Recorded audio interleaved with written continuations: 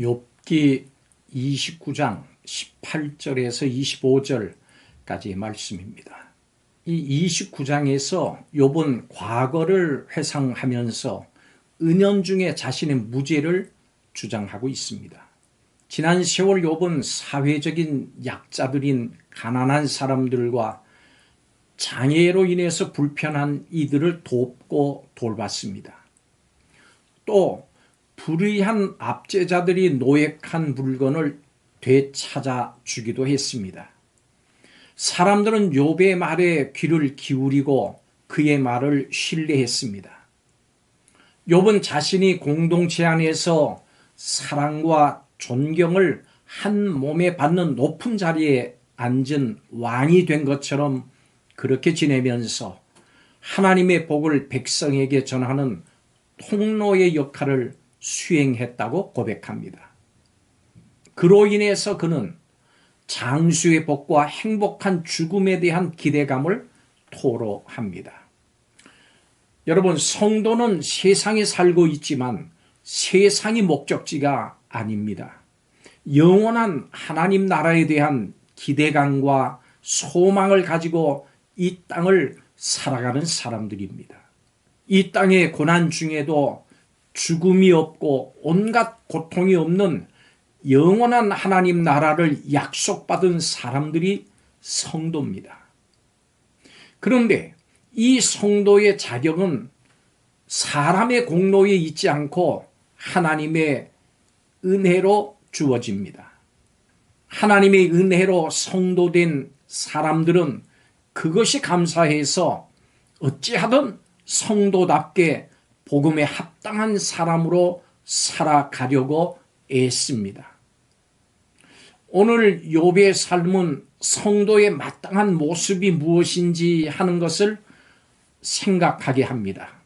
성도의 마땅한 모습이 무엇인지 본문을 통해서 세 가지로 살펴보겠습니다. 첫째로, 성도는 이웃을 사랑합니다. 욥은 못 보는 사람, 다리 저는 사람, 빈궁한 사람을 그냥 지나치지 않고 그들의 눈이 되고 발이 되고 아버지가 되어줬습니다. 사회적 약자들을 긍휼한 마음으로 사랑하고 진실로 섬겼습니다. 욥은 하나님께 받은 은혜를 사람들과 나누면서 살았습니다. 우리도 욥처럼 살아야 합니다. 혹시 하나님께 받은 것이 아직 적다고 생각하면서 더 받을 것에만 관심이 있지 않습니까? 우리 자신을 한번 살펴봅시다. 하나님은 우리에게 이미 많은 것을 주셨습니다. 우리가 받은 은혜가 결코 욥보다 못하질 않습니다.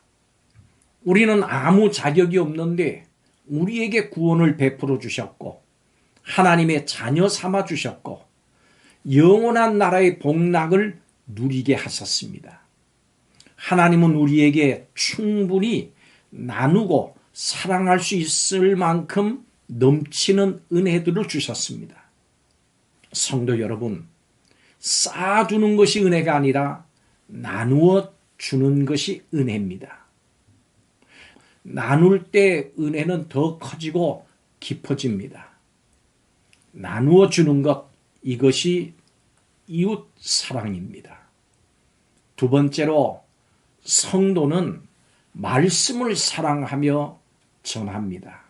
욥은 물질뿐만이 아니라 하나님의 말씀으로 어려운 자들을 섬겼습니다. 말씀에는 지혜가 풍성하고 진정한 생명과 능력이 있기 때문입니다. 성도가 말씀 가운데 있을 때 하나님의 사람으로 온전해지고 선한 일을 행할 능력을 갖추게 됩니다. 하나님의 말씀은 능력이 있습니다. 좌우에 날선 어떤 칼보다도 예리해서 우리의 심령과 관절과 골수까지도 쪼갤 수 있습니다. 욥처럼 성도인 우리도 이 능력의 하나님의 말씀을 전하며 살아야 합니다. 모이면 말씀 배우기에 힘쓰고 흩어지면 내 삶의 현장에서 하나님의 말씀을 전하며 가르쳐야 합니다.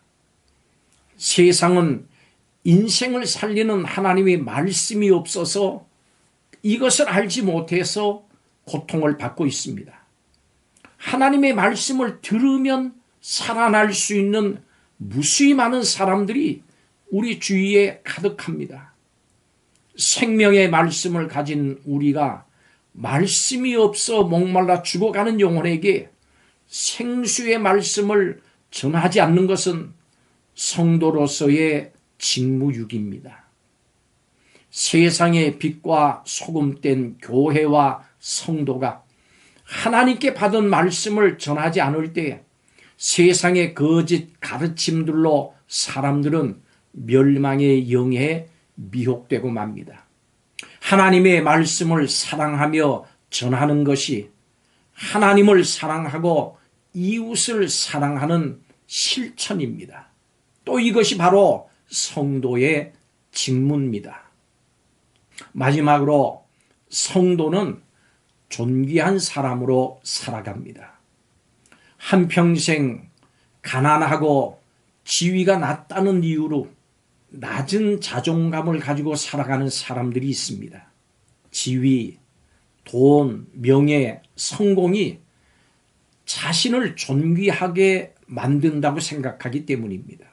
믿음을 가진 사람들 중에도 하나님이 이런 것을 주셔서 이런 것들로 우리를 존귀하게 만든다고 생각하는 사람들이 있습니다. 그렇지만 이것은 하나님이 이미 우리를 존귀하게 만드셨다고 하는 이 귀한 진리를 무시하는 것입니다. 욥은 단순히 지위가 높아서 존귀한 게 아닙니다. 하나님이 욥을 존귀하게 하셨고 욥은 그에 걸맞는 삶을 살았기 때문에 존귀하게 여김을 받은 것입니다. 욥은 사람들에게 올바른 삶의 방향을 제시를 했고 슬퍼하는 자들을 위로했습니다. 우리도 우리를 존귀하게 하신 하나님의 은혜를 기억하면서 죄를 멀리하는 삶을 살아야 합니다. 성도가 죄와 짝하고 살아가는 그것은 성도라고 하는 이 존귀한 이름에 결코 어울리지 않습니다. 세상의 더럽고 값싼 죄의 유혹 앞에 성도로서의 존귀함을 버리지 마십시오. 존귀한 이름을 세상 어떤 것과도 바꾸지 마십시오. 성도의 채통을 지킵시다. 성도의 품위를 유지합시다. 성도는 성도의 존귀한 이름답게 이기적인 삶이 아니라 하나님과 이웃을 섬기는 삶을 통해서 하나님께서 주신 존귀함을 유지하는 성도로 살아가야 합니다. 이것이 바로 존귀한 삶입니다. 성도인 우리는 하나님께서 우리에게 주신 은혜에 감사하면서 성도의 이름에 마땅한 삶, 성도의 이름에 부끄럽지 않은 삶을 살아야 합니다. 성도는 언제나 하나님의 말씀을 사랑해서 말씀 안에 거하고 죄를 멀리하고 하나님을 섬기고 다른 사람을 섬기는 것이 합당한 삶임을 기억해야 합니다. 오늘도 우리 모두가 존귀한 성도로 사시기를 바랍니다. 기도하겠습니다. 하나님께서 우리를 복되게 하셔서 다른 사람들을 섬기며 도우며 살게 하심을 감사드립니다. 하나님께서 주신 이 성도의 이름을 존귀하게 여기고 이 이름에 합당한 삶을 사는 우리가 되게 하여 주옵소서. 또 이렇게 사는 성도들을 더욱 존귀하게 여겨주시는 예수님의 이름으로 기도하옵나이다. 아멘.